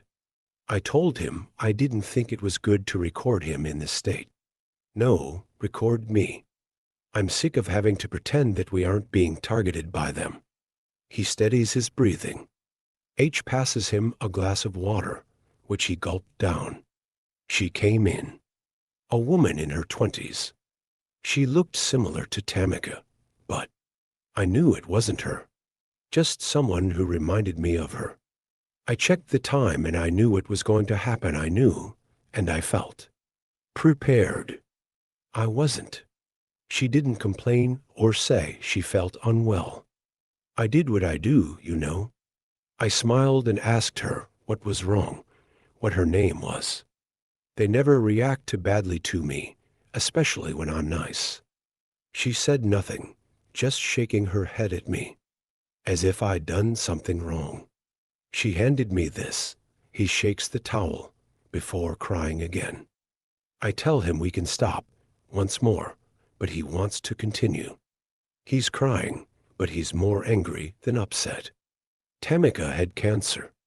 A nursing student with cancer. What irony, he scoffs bitterly. When she got too ill, she had to drop out and go home. I went to visit her when she was in hospice care. She had this red towel, and she asked me to wipe the sweat from her brow, but I couldn't. I couldn't because I couldn't stand how ill this brave, powerful girl had become. I just cried instead, and she comforted me when I should have been the one to comfort her, and I haven't been able to forgive myself since. I swore I'd graduate and be able to do for others what I couldn't do for her. But that thing has to give me this, and then leave. Leave without saying anything. The recording ends there. I decided not to record anymore. B had gone through a very traumatic ordeal, and I'm sure that Tamika forgives him for not being able to wipe her forehead. But there was an added level of horror that those things were capable of. They were capable of knowing what makes us feel guilt. A psychological concept that I hadn't heard of them capable before. I know that they can revisit trauma, as seen with C's friend, and F, but never guilt. Those things, those monsters were trying to break us down as much as possible, more so than I could have imagined. It wasn't just our fears that they knew, but our psyche too. Psychological warfare. I became cynical. I actually enjoyed our time on the night shift together, because she genuinely began to stop caring. She'd crack jokes left and right, always making the best out of a bad situation. I suppose I should have seen the signs. Last year, she and I were working together. Her behind the desk and the glass, and me on coffee duty, or, as we'd coined it, fodder duty. Being behind the glass meant safety, even if those things came close. Only Adam had ever come close to bothering to break it, and so anyone not behind the glass had a higher chance of being targeted. An old man came in, his walker barely keeping him upright. He looked around and saw me and began to ask for a white man instead. He trudged toward her, asking if she'd kindly ask for a white man to come help him instead. I shrugged my shoulders, and she simply laughed, pointing at the time. 1:02 a.m., pretty early for one of them, but not unheard of.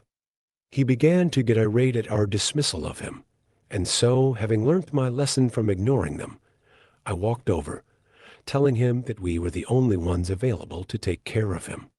He frowned and shook his head, saying he'd never let a woman, especially not a Korean or racial slur, take care of him.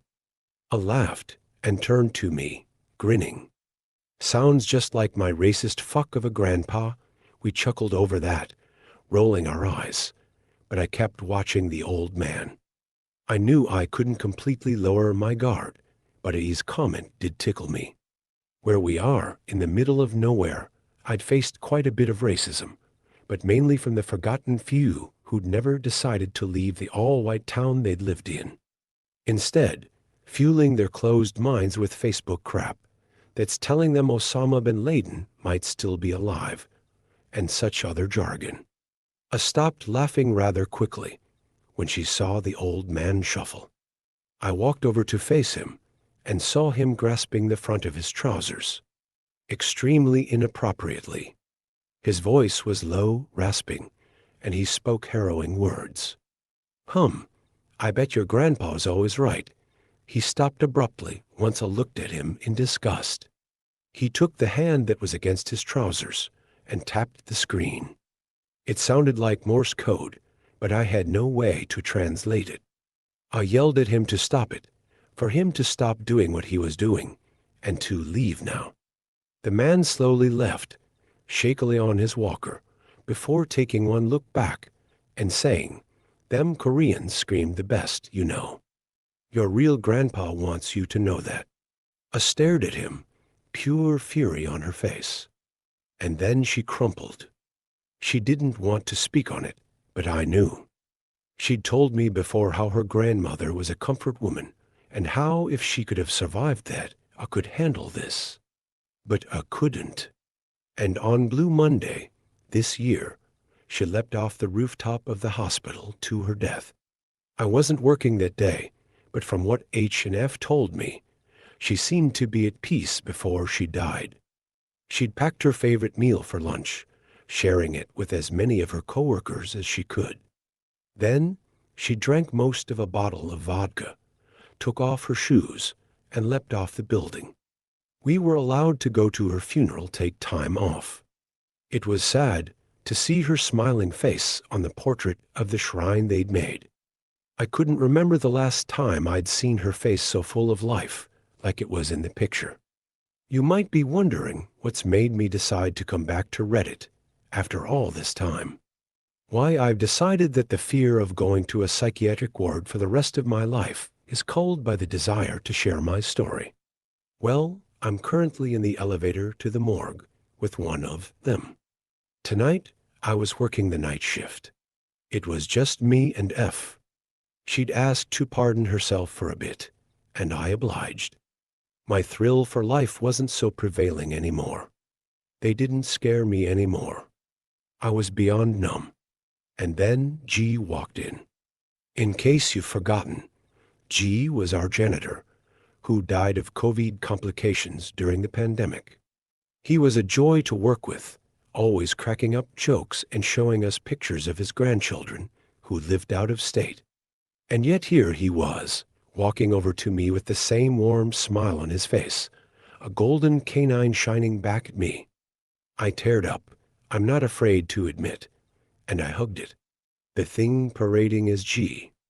I hugged it him, and it hugged back. It patted my back and told me that he knows. I didn't know what he meant, but the thing grabbed its jaw and broke its neck, even though its body crumpled to the floor, as an actual dead human would have. It winked at me, still the same warm smile as G had, and pointed a finger to the stretcher, and then the elevator. I know I sound stupid. I know I sound dumb, but I didn't feel threatened. So I put him on the stretcher, covered a sheet over his body, its body, and now I'm writing this, debating if I should press the elevator button. There's a reason we aren't supposed to go down there. Be alone with them, but I feel strangely fine. Safe. I've pressed the button. I need to know. I'm okay. First and foremost, I'm okay. Last week was intense and hard to wrap my head around. But I'm okay. I'm free. I left you all with the information that I was slowly heading down to the morgue in the elevator, the corpse of one of them on a stretcher beside me. I admit that I had been acting impulsively, irrationally, and irresponsibly. It was strange. A feeling of incomprehensible familiarity overcame me, and I abided its request, the thing parading as G. When the doors had closed and we'd begun to descend, I panicked. I began to furiously press the alarm button, realizing that, whatever it was that had tricked me into the elevator with it, could do to me what was done to E, the nurse who had lost her life after being left alone with them. I had no reason to trust these monsters, no reason to believe that this one that concealed itself in a flesh suit, fit to gain my empathies and reveal my vulnerabilities, was any different to those that had traumatized myself and my coworkers, my friends, that had driven it to suicide. It sat up in the stretcher, the draw sheet still covering its head as it rose. It lifted a hand out from under the sheet, gently placing it on my wrist. And it wasn't tanned and wrinkled from sun damage, as GE's hand had been. It was pale, a purpled white with no fingernails. No fingernails. I had to hold myself from shrieking out in case that angered it. When a voice called through the intercom in the elevator, asking if everything was all right, I'd opted to stay silent.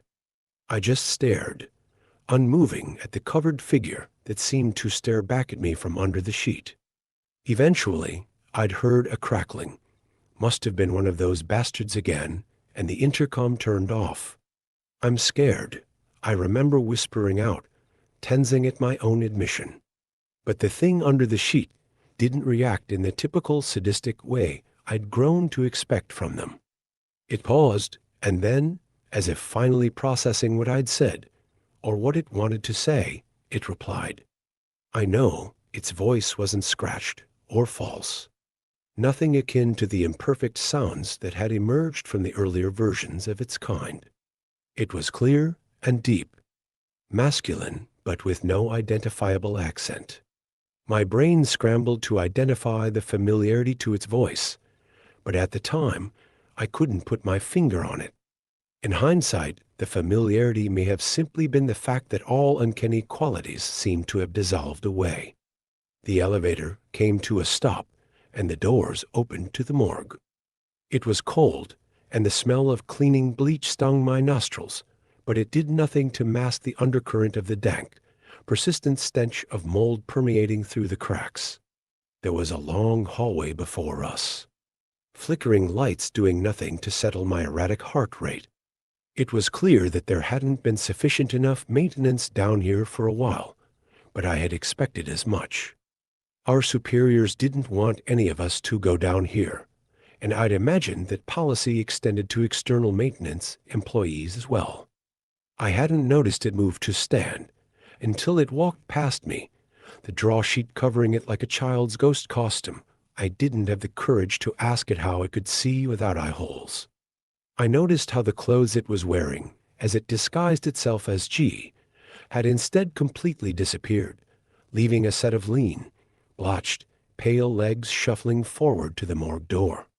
It stopped suddenly, swinging around awkwardly as it turned to face me. Card. I need your card. I remember how frightened I was. I had half a mind to turn around and hurriedly press the elevator buttons to leave the situation immediately.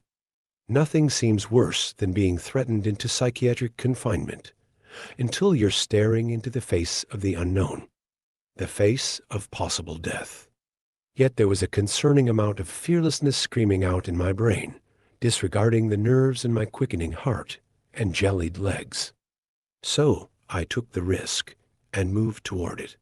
These things weren't normal, and there was no guarantee that I wouldn't die instantly had I run away from it. For some bizarre reason, I felt safer with it than I did running away. I pressed my key card against the morgue door and pushed it open. A flurry of even cooler air poured out, and the dim, stuffy atmosphere of the morgue overwhelmed my senses. Almost as quickly as the door had opened, the thing began to rush around the morgue, looking at the name tags that adorned each storage tray. It began to huff in frustration, grabbing at its sheet-covered head and slapping palms against the metal trays. Its breathing slowed, and calmly it spoke. "Turn around," it ordered. What turn around? "You don't want to see." We stood, staring at each other once again.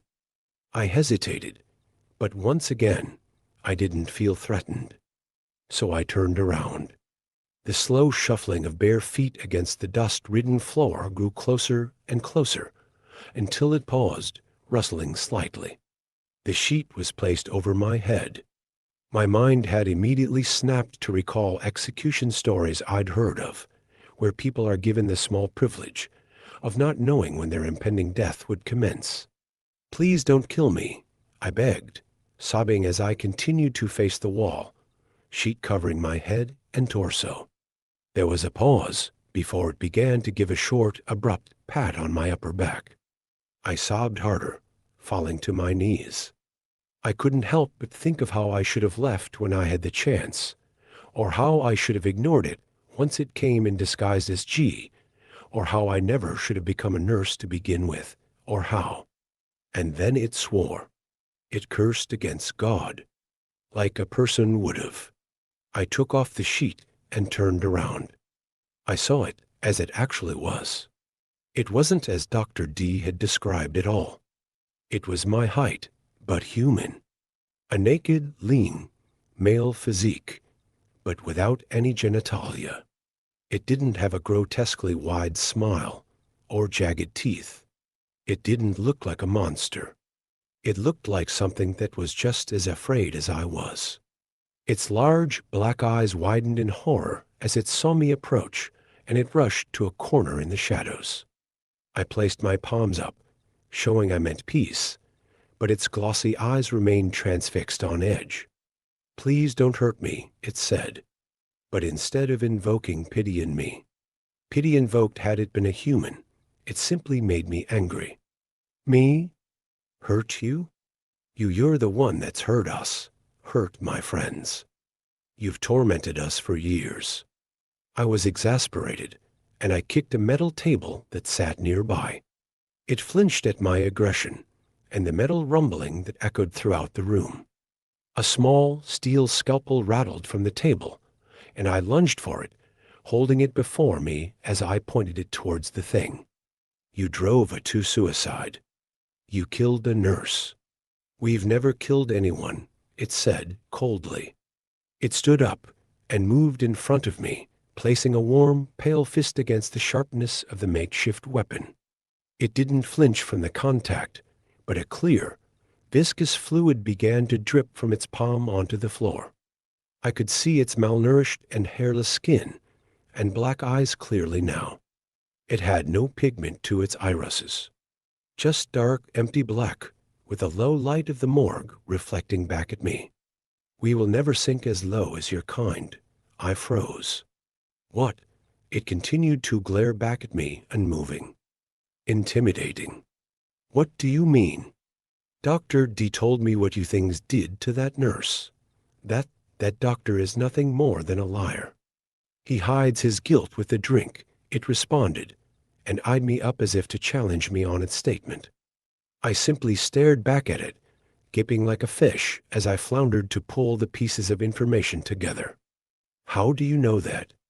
How long have you been watching us?" It scuttled back, continuing to search the name tags on every body tray it hadn't seen so far. It had ignored my question. "What is it?" I asked again, desperately trying to make some sense of the situation, of my mind, anything.